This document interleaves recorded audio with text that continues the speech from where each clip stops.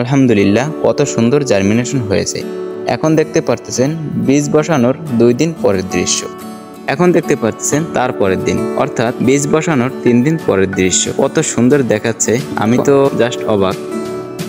আসসালামু আলাইকুম রহমতুল্লাহ। গ্রহণযোগ্য ভালো মানের কোম্পানি থেকে বীজ নিলে তবেই পাবেন ভালো বীজ। ভালো বীজ হলে হবে ভালো জার্মিনেশন। ভালো জার্মিনেশন হলেই পাবেন 100 বীজ থেকে 100 চারা। চারা বের হওয়ার পরে চারাটাকে যদি রোগমুক্ত সুস্থ সবল রাখতে পারেন তবেই পাবেন আশানুরূপ কাঙ্ক্ষিত করলার ফলন, প্রতি গাছ থেকে 10 কেজি। তো দর্শক বন্ধু, এই ভিডিওতে সঠিক জাত নির্বাচন, সঠিক কোম্পানি নির্বাচন, কিভাবে বীজ জার্মিনেশন করবেন, কিভাবে চারা সুস্থ সবল রাখবেন, প্রত্যেকটা বিষয়ে আলোচনা করব ইনশাআল্লাহ। হাতে একটু সময় নিয়ে গুরুত্বপূর্ণ ভিডিওটি সম্পূর্ণ কন্টিনিউ দেখবেন, অনুরোধ রইল। তো শুরু করছি মূল আলোচনা। আমি এবছর 3টি কোম্পানির 3টি করলার জাত চাষ করব। গত বছরও জাত 3টি চাষ করছিলাম, আমার পরীক্ষিত আলহামদুলিল্লাহ অনেক সুন্দর ফলন দিয়ে থাকে। 1 নম্বর জাত SR কোম্পানি SR 202। এটি আমাদের অঞ্চলে ব্যাপক পরিমাণে চাষ হয়, অনেক সুন্দর ফলন দিয়ে থাকে এই করলার জাতটিতে। আপনাদের অঞ্চলেও যদি হাতের নাগালে এই জাতটি আপনারা পেয়ে থাকেন, অবশ্যই এই জাতটি চাষ করে দেখতে পারেন। সবথেকে প্রধান বৈশিষ্ট্য হলো গাছে কিন্তু কোনো ভাইরাস হয় না এবং যথেষ্ট পরিমাণে ফলন হয়। আপনারা যদি এর ফলন দেখেন অবাক হয়ে যাবেন। এখন স্ক্রিনে দেখতে পারতেছেন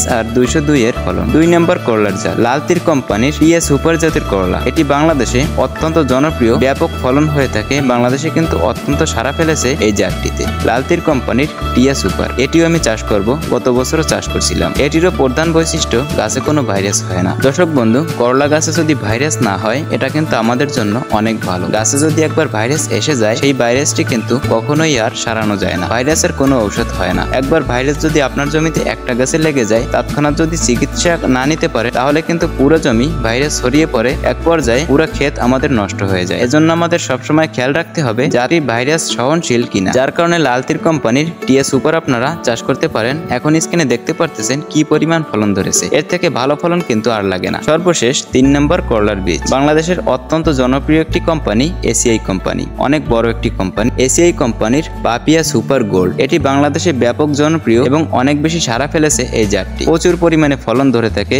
বীজ রোপণের 45 থেকে 55 দিনের ভিতর ফল সংগ্রহ শুরু করা যায়। একবার যদি ফল সংগ্রহ করতে পারেন, একটানা 4 থেকে 5 মাস একটানা কিন্তু করলা হারভেস্ট করা যায়। এবং এই 3টি জাতের ভিতর সব থেকে ভালো জার্মিনেশন হয়েছে এই জাতটিতে। এবং গত বছর আমি এই 3টি জাত চাষ করছিলাম। এই 3টি জাতের ভিতর সব থেকে টপে সব থেকে বেশি ফলন দিয়েছে এই জাতটি, এসিআই কোম্পানির পাপিয়া সুপার গোল্ড। এবং এখন আপনারা দেখতে পারতেছেন পাপিয়া সুপার গোল্ড, এই বীজ নিয়েছি কিন্তু আমি 4 প্যাকেট এবং ওই 2 জাত মিলিয়ে নিয়েছি 4 প্যাকেট। এটা আমার বীজ কেনা শেষ না, আমার আরো এতগুলো বীজ এখনো কিনতে বাকি আছে, ইনশাআল্লাহ আগামীকালকে কিনব। এখন আসি এই বীজগুলো থেকে কিভাবে চারা তৈরি করবেন, কিভাবে সুস্থ সবল চারা তৈরি করবেন সেই সম্পর্কে আলোচনা করা যাক। এখন ভিডিওটি মনোযোগ সহকারে সম্পূর্ণ দেখতে থাকুন। প্রথমে এই বীজের প্যাকেট কেটে বীজগুলোকে ভিজিয়ে নিতে হবে একটানা 12 ঘন্টা। বীজগুলো ভেজানোর আগে যদি সম্ভব হয় 2 ঘন্টা রোদ্রে শুকিয়ে নেবেন এবং পরবর্তী 2 ঘন্টা ছায়াযুক্ত স্থানে রেখে দিবেন, তাহলে কিন্তু আরো ভালো হবে। যেহেতু আমার হাতে সময় নাই তাই আমি করতে পারলাম না, তারপরেও অনেক সুন্দর জার্মিনেশন হবে ইনশাআল্লাহ। বীজগুলো 12 ঘন্টা ভিজানোর পরে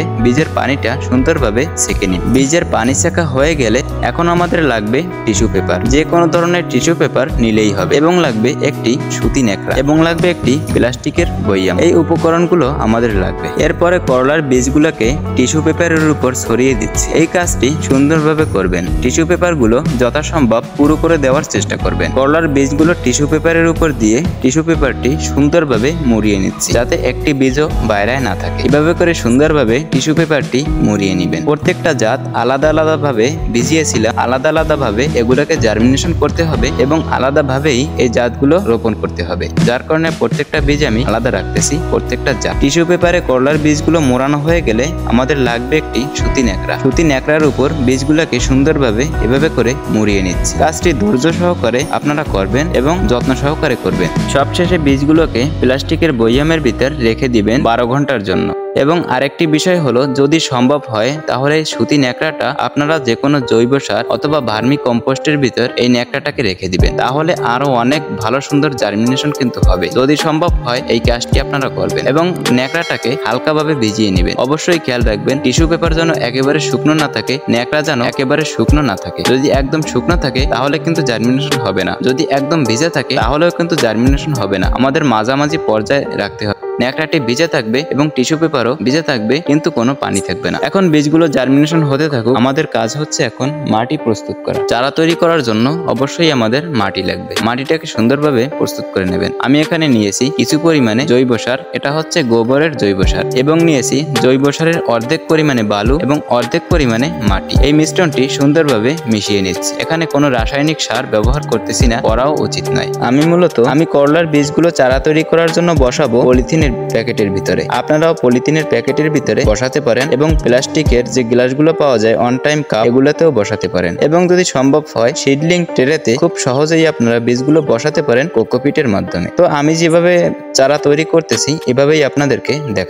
মাটিগুলো সুন্দরভাবে পলিথিনের ভিতর ভরে নিয়েছি, যদিও দেখাতে পারলাম না কারণ সন্ধ্যা হয়ে গেছে। দেখতেই পারতেছেন খুব একটা কিন্তু ভালো ভিডিও উঠতেছে না। আমার মাটি তৈরির প্রসেস সম্পূর্ণ শেষ। এখন দেখে আসি করলার বীজগুলো আসলে কেমন জার্মিনেশন হয়েছে। দেখতেই পারতেছেন আলহামদুলিল্লাহ কত সুন্দর জার্মিনেশন হয়েছে।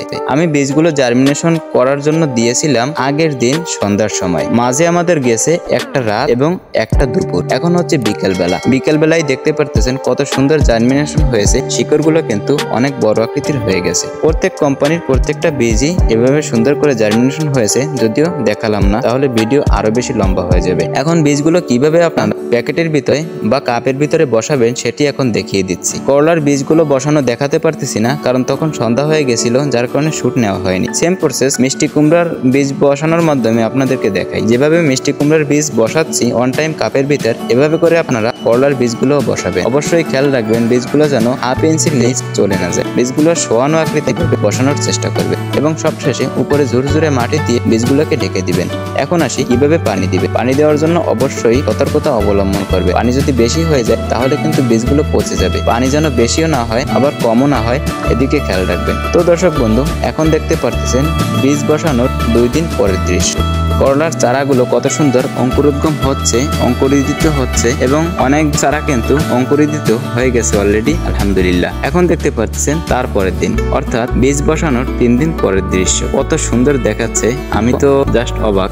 অনেক সুন্দর দেখায়। আসলে চাষবাস করি এবং চাষের প্রতি আমার কিন্তু খুব মায়া এবং টান রয়েছে। চাষের প্রতি, গাছের প্রতি আমার কিন্তু খুব দরদ এবং খুব একটা ভালো লাগা কাজ করে এই সকল চাষবাস করতে।